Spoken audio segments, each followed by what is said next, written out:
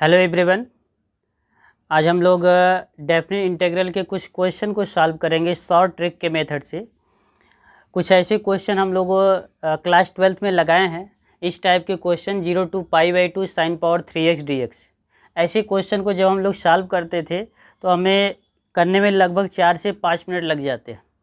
लेकिन यहाँ पे जो मैं आप लोगों को ट्रिक बताने जा रहा हूँ, मंजिल ट्रिक, जिसके हेल्प से आप इस टाइप के किसी भी क्वेश्चन को मिनिमम 2 सेकेंड में आप लगा सकते हैं। बहुत ही आसानी से इसको सॉल्व कर सकते हैं।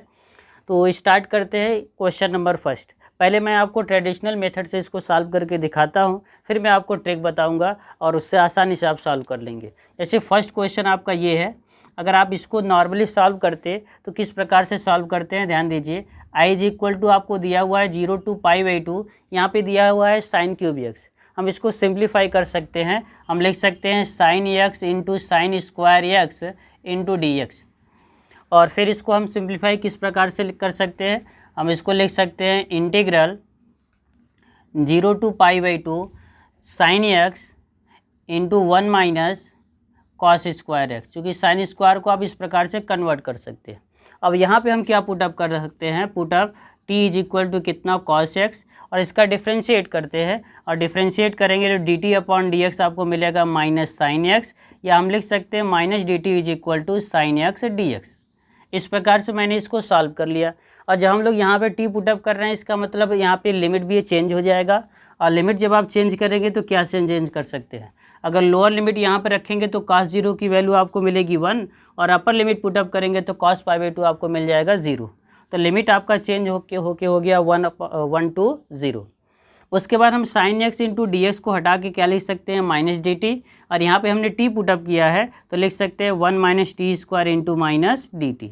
आप चाहो तो माइनस का इसमें मल्टीप्लाई कर सकते हैं, तो आपका आ जाएगा 1 to 0 T square minus 1 into D T.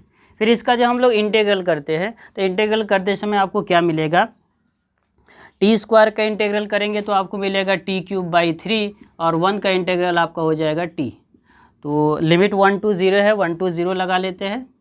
अगर आप अपर लिमिट पुटअप करेंगे टी के प्लेस पे 0, तो हर जगह 0 हो जाएगा। बीच में माइनस का सिंबल लगाएंगे, 1 पुटअप कीजिए तो 1/3 माइनस 1।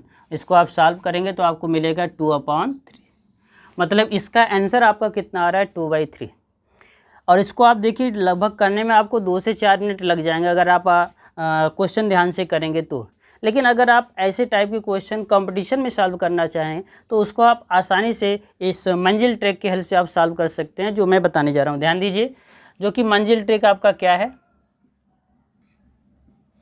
मंजिल ट्रिक में आप ये कह सकते हैं, अगर आपको कोई फॉर्म ऐसा दिया है कि 0 to π/2 sine power n x, या ऐसा दिया है कि कॉस पावर एन एक्स है, चाहे साइन पावर एन एस के फॉर्म में दिया है या कॉस के पावर एन एस के फॉर्म में दिया है, तो इसका आंसर सिंपली क्या होता है, ध्यान दीजिएगा। सबसे पहले हम इस प्रकार से डिनोमिनेटर का सिंबल लगा लेते हैं। सबसे पहले आपको इसकी जो पावर है उसको लिखना होता है, एन यहाँ पे लिखेंगे, और फिर क्या किया जाता है, इसमें से एन में से 1 माइनस करके ऊपर लिखते हैं, फिर इसमें से 1 माइनस करके नीचे लिखते हैं, फिर इसमें से 1 माइनस करके ऊपर लिखते हैं। मतलब इस प्रकार से ये बढ़ता जाता है। सबसे पहले डिनोमिनेटर को n लिखेंगे, 1 माइनस करके न्यूमरेटर, फिर 1 माइनस करके डिनोमिनेटर, फिर 1 माइनस करके न्यूमरेटर, इस प्रकार से लिखते जाएंगे। और लास्ट में हम क्या लिखेंगे, इनटू के। ये जो आपका k है, ये k की वैल्यू डिपेंड किस पर करेगा, n पर डिपेंड करेगा। अगर आपको दे दिया जाए कि n आपका क्या दिया हुआ है, ऑड, अगर n ऑड है तो उस कंडीशन में आपको k की वैल्यू 1 रखनी है। और अगर हो सकता है n की वैल्यू आपको इवन भी मिले, और अगर n इवन मिलेगा तो k की वैल्यू आपको पुटअप करना है π/2।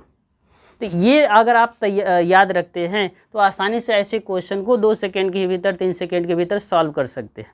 तरीका क्या रहेगा, आपको पावर n को डिनोमिनेटर में लिखना है सबसे पहले, उसके बाद 1 माइनस करके न्यूमरेटर, फिर न्यूमरेटर में 1 माइनस करके डिनोमिनेटर, फिर डिनोमिनेटर में 1 माइनस करके न्यूमरेटर, इस प्रकार से लिखते जाएंगे। लास्ट में k का मल्टीप्लाई करेंगे कि आपका n पर डिपेंड करेगा। ऑड रहेगा तो 1, इवन रहेगा तो आपका k इक्वल टू π/2। अब जैसे इस क्वेश्चन को हमें लगाना है, फर्स्ट वाले क्वेश्चन को। इसमें देखिए आपको दिया है साइन पावर 3x और 0 to π/2 भी है। इसका मतलब यहाँ पे n के प्लेस पे कितना दिया हुआ है, 3, और n आपका क्या है, आपका ऑड है, तो समझिए ऑड है तो k की वैल्यू क्या रखनी है, 1। तो आंसर कैसे लिखेंगे, देखिए 3 को सबसे पहले हम क्या लिखेंगे डिनोमिनेटर में, और 3 में से 1 माइनस करेंगे न्यूमरेटर, और फिर 2 में से 1 माइनस करेंगे डिनोमिनेटर। ये याद रखें 1 तक ही जाना है, 1 से कम आपको नहीं जाना है, मतलब लेस देन जीरो। ये जो आपका डॉटेड लाइन है ये कब तक जाना है, लेस देन जीरो तक, ग्रेटर देन जीरो तक, मतलब आपको केवल 1 तक लेना है, 1 से ज़्यादा 1 से कम नहीं जाना। और इंटू आपका के की वैल्यू कितना है 1, तो आंसर आपको क्या मिलेगा 2/3। देखिए एक लाइन में आंसर, आप इतना सॉल्व करने की ज़रूरत ही नहीं पड़ी, एक लाइन में आपको आंसर मिलेगा 2/3। ऐसे ही आप जैसे इक्वेशन सेकंड क्वेश्चन आप ध्यान से देखिए। सेकंड क्वेश्चन में मैंने क्या लिया है 0 to π/2 cos पावर 5x है। इसको सॉल्व करके देखें 0 to π/2 cos पावर 5x।